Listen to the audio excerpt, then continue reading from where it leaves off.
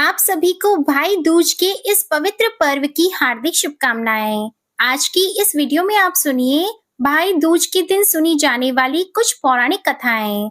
अगर आपको ये कथाएं पसंद आती हैं, तो वीडियो को लाइक करके हमारे चैनल पर सुबह के समय कार्तिक मास महात्म्य की कथाओं को भी जरूर सुनिएगा। हिंदू पंचांग के अनुसार कार्तिक मास के शुक्ल पक्ष की द्वितीय तिथि पर भाई दूज का त्योहार मनाया जाता है। यह पर्व रक्षा बंधन की तरह भाई और बहन के प्रेम का प्रतीक माना जाता है।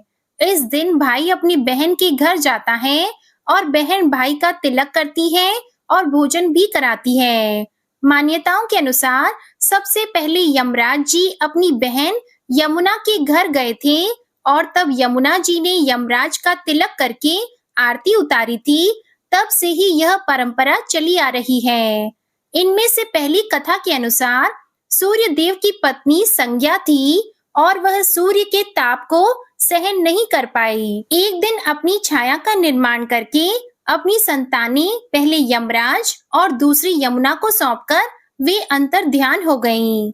संज्ञा की प्रतिमूर्ति जो छाया यमराज और यमुना से प्रेम नहीं किया करती थी, जिसके कारण यमुना सदैव नाराज और दुखी रहा करती थी। यमुना के दुख और नाराजगी को दूर करने के लिए यमराज एक दिन उनके घर जा पहुंचे। यमराज ने घर पहुंचकर देखा तो उसकी बहन बहुत नाराज थी, किंतु अपने भाई के स्वागत के लिए वह तुरंत खड़ी हुई और प्रसन्न होकर यमराज का स्वागत सत्कार किया। इस स्वागत सत्कार से यमराज बहुत प्रसन्न हुए और उन्होंने अपनी बहन से विदा होने से पहले वरदान मांगने को कहा। तब बहन ने अपनी खुशी और प्रेम के लिए अपने भाई यमराज से कहा, अगर आप मुझे कुछ देना ही चाहते हैं और मुझ पर बहुत प्रसन्न हैं, तो आप हर वर्ष मेरे घर आया करें। इस प्रकार यमराज प्रसन्न हुए और अपनी बहन यमुना को हर वर्ष कार्तिक मास के शुक्ल पक्ष की द्वितीय तिथि को घर में आकर भोजन करने का वचन देकर वहां से यमलोक चले गए। इस प्रकार मान्यता है कि हिंदू पद्धति के अनुसार हर वर्ष भाई दूज के रूप में इस दिन को मनाया जाता है। भाई दूज की दूसरी पौराणिक कथा के अनुसार द्वापर युग में नरकासुर नाम का एक दैत्य रहा करता था। उसके पाप और अधर्म से तीनों लोग परेशान थे। वह ब्रह्मा जी का बहुत बड़ा भक्त था। इस प्रकार उसने अपनी कठिन साधना से कई देवों की तपस्या और सिद्धि से अपार शक्तियां भी एकत्रित की थी। इन शक्तियों के बल पर अहंकार में हर रोज अधर्म कर रहा था। उसका अत्याचार प्रतिदिन बढ़ता ही जा रहा था। तब उसने एक दिन इंद्रदेव को परास्त करके स्वर्ग लोक पर भी अपना अधिकार जमा लिया। तब परेशान होकर इंद्रदेव पहुंचे ब्रह्मा जी के पास और अपनी सारी व्यथा उन्हें सुनाई। तब ब्रह्मा जी के सुझाव पर इंद्र पृथ्वी लोक पर भगवान कृष्ण से सहायता मांगने के लिए पहुंचे।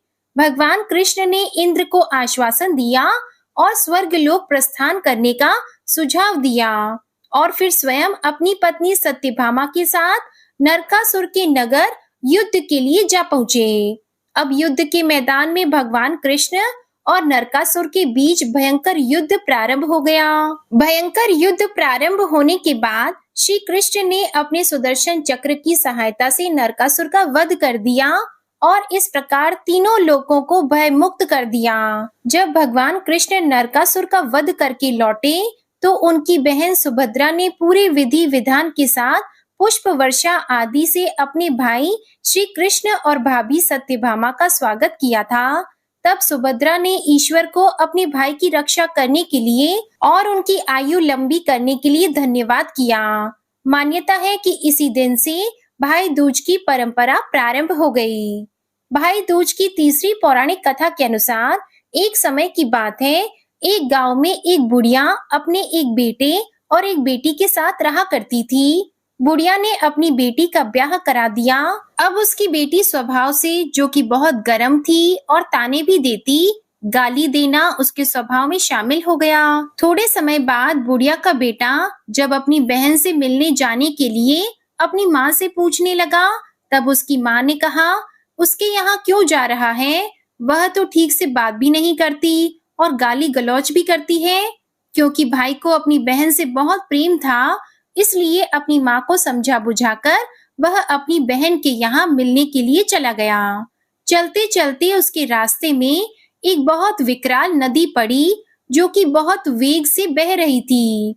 भाई को उस नदी को ही पार करके जाना था। जब उसने देखा कि नदी में बहाव बहुत ज्यादा है, तब उसने नदी से प्रार्थना की और कहा कि वह अपनी बहन से मिलने के लिए बहुत दिनों के बाद जा रहा है।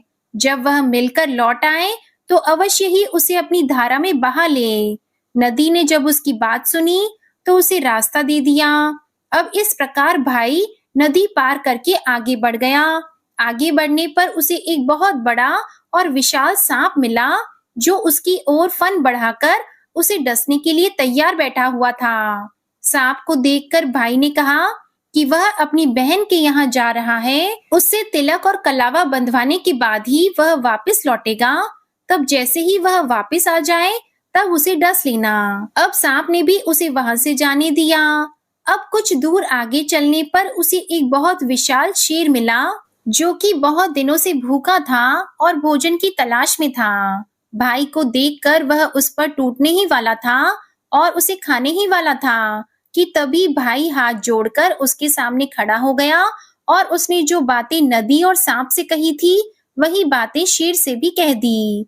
शेर ने उसकी बातों पर विश्वास कर लिया और उसे जाने दिया और जल्दी लौटकर आने के लिए भी कह दिया। इस प्रकार वह अपनी बहन के घर पहुंच गया। घर के बाहर से ही उसने अपनी बहन को आवाज लगाई। बहन घर के भीतर बैठकर सूत काट रही थी। आवाज सुनकर सूत का धागा टूट गया और मान्यता के अनुसार धागा टूटने पर आवाज की प्रतिक्रिया नहीं दी जाती, यानी कि जब भाई ने उसे आवाज दी तो वह बदले में आवाज नहीं दे सकती थी। इसलिए वह झटपट सबसे पहले धागे को जोड़ने में लग गई। अब बाहर खड़े भाई ने उसे 3-4 बार आवाज लगाई, किंतु बहन ने तो कोई जवाब ही नहीं दिया। बाहर खड़ा खड़ा भाई बड़ा परेशान हो गया और अब उसे अफसोस भी हो रहा था। उसे अपनी माँ की वह बात याद आ गई जो उसे अपनी बहन के यहाँ आने से रोक रही थी, क्योंकि बहन का स्वभाव उसकी माँ बहुत अच्छे से जानती थी। अब जब वह निराश होकर वापस अपनी बहन के घर के आगे से लौटने लगा, तब तक उसकी बहन सूत को जोड़ चुकी थी और जैसे ही वह बाहर निकली तो उसने देखा कि भाई तो वहां से जा चुका था। अब वह दौड़ते दौड़ते अपने भाई का पीछा करते हुए उसके पास जा पहुंची और उसने ना बोलने का कारण भी बता दिया। इस प्रकार कारण जानकर भाई बड़ी खुशी खुशी अपनी बहन के घर वापस लौटकर आ गया। बहन ने अपनी पड़ोसन से पूछा कि कोई मेहमान अगर घर पर आए और जिसे हम बहुत प्रेम भी करते हैं तो उसके लिए कैसा भोजन बनाना चाहिए। पड़ोसन ने मजाक ही मजाक में उससे कह दिया कि तेल का चौका लगा लेना और घी का चावल पकाना। भाई के प्रेम में बहन तो बिल्कुल भी नहीं समझ पाई कि पड़ोसन ने उससे यह सब मजाक में कहा था। उसने वैसा ही कर दिया और क्योंकि उसे यह सब करने में बहुत समय लग गया मगर चावल नहीं पक पाया। उधर उसके भाई को बहुत जोर से भूख लगी थी, लेकिन बहुत देर तक जब उसे भोजन नहीं मिल पाया तो वह परेशान हुआ, क्योंकि एक तो वह बहुत लंबा रास्ता पैदल चलकर ही आया था। अब जब उससे रुका नहीं गया तब उसने अपनी बहन से पूछा कि बहन अभी भोजन बनने में कितनी देर है। तब बहन ने अपने भाई को सारी बात बता दी। बात को सुनकर भाई बड़ी जोर से हंसने लगा और उसने पड़ोसन के मजाक को अपनी बहन से बता दिया। अब बहन दोबारा चूल्हा जलाकर झटपट खाना बनाने लगती है और अपने भाई को फिर उसने बड़े प्रेम से भोजन कराया। अपने भाई के स्वागत में उसे तिलक लगाया, हाथ में कलावा बांधा और फिर घी की बत्ती से उसकी आरती भी उतारी। इस प्रकार भाई अपनी बहन के घर कुछ दिन रुका और फिर थोड़े दिन के बाद वह वापस जाने के लिए कहने लगा। बहन ने उससे कुछ दिन और रुकने के लिए कहा, लेकिन भाई ने उसे यह कहकर मना कर दिया कि गांव में बूढ़ी माँ उसका इंतजार कर रही होगी, ऐसे में ज्यादा दिन तक रुकना ठीक नहीं है। किसी प्रकार उसने अपनी बहन को मनाया और इस प्रकार बहन से विदा ले ली, क्योंकि रास्ता बहुत लंबा था तो रास्ते में खाने के लिए कुछ न कुछ तो चाहिए ही था। तब बहन ने अपने भाई को रास्ते में खाने के लिए गेहूं पीसकर बड़े स्वादिष्ट लड्डू बनाकर दिए। इस प्रकार भाई अपनी बहन से विदा लेकर अपनी माँ के पास निकल गया। कुछ देर बाद जब वो लड्डू को देखती है तो उसका रंग बदला हुआ दिखता है। जिस चक्की में उसने गेहूं पीसा था वहां जाकर देखती है तो उसने देखा कि एक सांप उस चक्की में पिस गया था। यह सब देखकर बहन तो बहुत परेशान हो गई और उसे अपने भाई की चिंता होने लगी। उसे लगा कहीं उसका भाई वह लड्डू ना खा ले जो कि उस जहरीले आटे से बन गए थे। इस प्रकार वह अपने भाई को ढूंढते हुए उसका पीछा करने लगती है और काफी दूर तक उसे ढूंढते ढूंढते बाहर निकल कर आ गई। अब जैसे ही उसे उसका भाई नजर आया, सबसे पहले उसने लड्डू के बारे में पूछा कि कहीं तुमने लड्डू तो नहीं खा लिए। तब भाई ने कहा, नहीं, मैंने अभी लड्डू नहीं खाए हैं। तब बहन ने अपने भगवान का लाख लाख धन्यवाद किया और फिर उसने अपने भाई के हाथों से लड्डू की पोटली लेकर एक गड्ढा खोदकर सारे लड्डू उसमें दबा दिए। बहन को ऐसा करते देखकर भाई पूछने लगा कि बहन क्या बात है। तब बहन ने अपने भाई को सारी बात बता दी। भाई कहने लगा, बहन तुमने तो मुझे इस समय बड़े काल से बचा लिया, किंतु पीछे 3 काल मेरा इंतजार कर रहे हैं। इस प्रकार भाई ने रास्ते में मिली हुई नदी, सांप और शेर की बातें अपनी बहन को बता दी। यह सुनकर बहन बड़ी दुखी हुई और कुछ समय बाद जब उसे प्यास लगी तो वह पास के ही तालाब पर पानी पीने के लिए चली गई। वहां उसने देखा कि एक बूढ़ी माता बैठकर माला तैयार कर रही थी। बूढ़ी माता को देखकर बहन ने पूछा, माँ जी आप यहाँ क्या कर रही हैं और आप कौन हैं? तब बूढ़ी माता कहने लगी, मैं विधाता हूँ और एक लड़की के भाई के लिए इस समय माला तैयार कर रही हूँ जिसका काल आने वाला है। उसकी बहन ने चक्की में पीसकर एक सांप को मार डाला है। अब बहन समझ गई कि वह उसी के भाई के लिए बोल रही है। बहन ने पूछा कि एक काम करिए, मुझे यह बताइए कि इस काल से बचने के लिए मैं क्या उपाय करूं? तब बुढ़िया विधाता ने कहा कि बहन अपने भाई को गाली देती रहे और जब तक उसका ब्याह ना हो जाए तब तक उसके साथ ही रहे, क्योंकि वही उस पर आने वाले काल को टाल सकती है। और फिर ऐसा ही हुआ। बहन अब वापस अपने घर लौटने के बजाय भाई के साथ अपने मायके जाने के लिए तैयार हो गई और अपने भाई के साथ जाकर वह अपने मायके पहुंच गई। उसने अपने भाई के घर जाने से पहले रास्ते के लिए खूब सारा मांस, दूध और एक चुनरी भी ले ली। अब भाई को लौटते समय सबसे पहले शेर मिला जो कि बहुत भूखा था और जिसे भाई वचन देकर आया था। अब शेर भाई को खाने ही वाला था कि बहन ने आगे बढ़कर खूब सारा मांस उस भूखे शेर के आगे डाल दिया। शेर उस मांस को खाने में व्यस्त हो गया और इस प्रकार दोनों भाई बहन शेर को चकमा देकर आगे बढ़ गए। थोड़ा आगे बढ़े कि वही विशालकाय सांप उन्हें रास्ते में मिल गया। इससे पहले कि वह विशालकाय सांप उसके भाई को डसता, बहन ने झट से दूध का बड़ा सा डोंगा उस सांप के आगे रख दिया। सांप जो था भाई को डसना भूलकर दूध पीने में मग्न हो गया। इस प्रकार दोनों भाई बहन आगे बढ़ गए। आगे बढ़े तो रास्ते में वही विकराल नदी मिली। नदी पार करते समय बहन ने नदी को ओढ़नी उड़ा दी, यानी कि जो चुनरी वो लेकर आई थी वो चुनरी नदी को उड़ा दी, जिससे नदी बहुत प्रसन्न हो गई और उसने अपने वेग को कम कर दिया। इस प्रकार दोनों भाई बहन सही सलामत नदी पार करके दूसरी ओर चले गए। इस प्रकार बहन अपने भाई को सभी संकटों से और काल से बचाते हुए अपनी माँ के यहाँ पहुंच जाती है। घर पहुंचकर वह अपने भाई को गाली देने लगी और वही गुस्से वाला मिजाज उसने फिर से धारण कर लिया।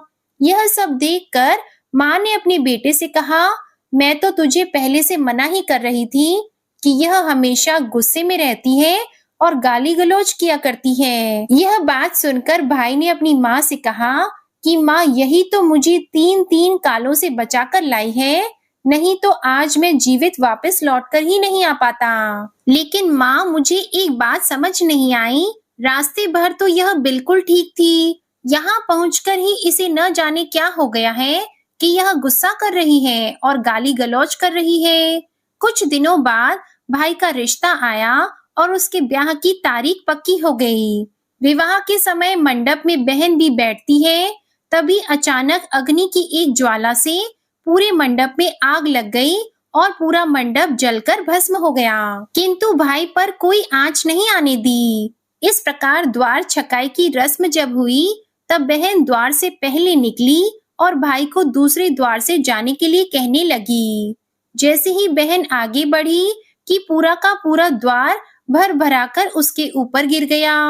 यहाँ पर भी उसने अपने भाई की रक्षा की।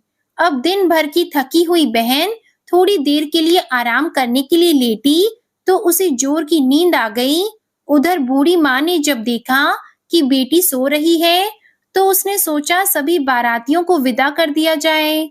इस प्रकार सभी बाराती विदा हो गए और काफी देर के बाद जब बहन की आंख खुली तो उसने देखा कि वहां पर तो कोई भी नहीं है।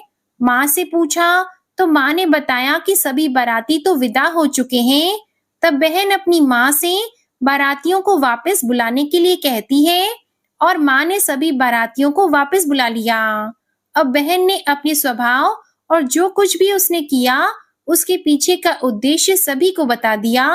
जब सबको यह बात पता चली तो सभी बड़े खुश हुए और इस प्रकार अपने भाई का विवाह बड़ी धूमधाम से संपन्न कराकर बहन अपने मायके वापस लौट गई। और वापस लौटने के बाद उसने अपने भाई को अपने घर पर फिर से बुलाया, अपने भाई का तिलक किया, कलावा बांधा और साथ ही सूखा गोला भेंट में दिया।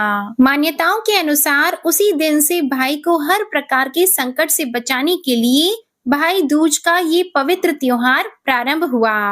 आज की ये कथा आपको अगर पसंद आए तो वीडियो को लाइक करके चैनल को जरूर सब्सक्राइब कीजिएगा। जय श्री कृष्णा।